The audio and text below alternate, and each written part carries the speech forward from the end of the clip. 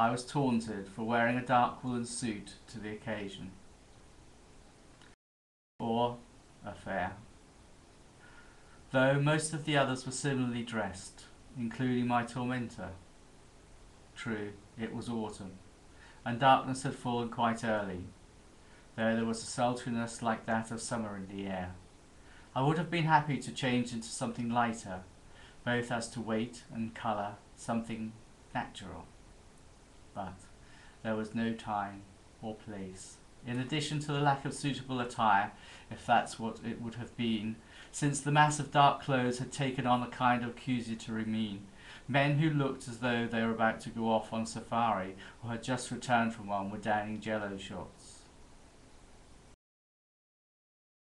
To do this, it seemed to be necessary to walk backward to a corner of the room shrouded in potted palms, then lurch ataxically towards the bar, where the required drink presented silently and as silently consumed.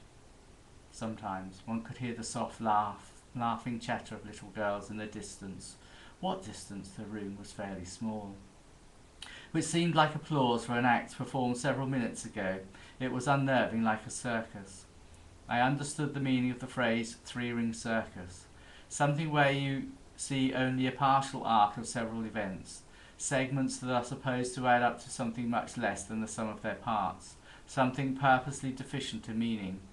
I was thirsty for the cocktail hour that would undoubtedly follow this strange competition. Then the unthinkable happened. It all began to break up like the first wave of a retreating tide on a rock in the sea. In less than half a minute, the sea had completely withdrawn, leaving a startled landscape of reefs and crowds, fierce and bristling as the water danced away from them. These were my coevals. They were still dressed like me, or rather I like them. A draught from an open window crawled through the apartment, rustling papers and the leaves of plants. A sheet of newsprint slid towards me in jerks and feints.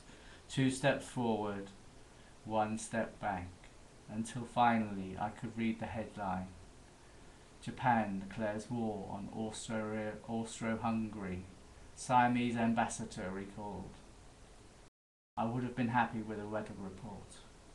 But though some of the girls tried, there was no way of getting it to me. Full of remorse, I sank down on a footstool and soon forgot all the horrors of my situation.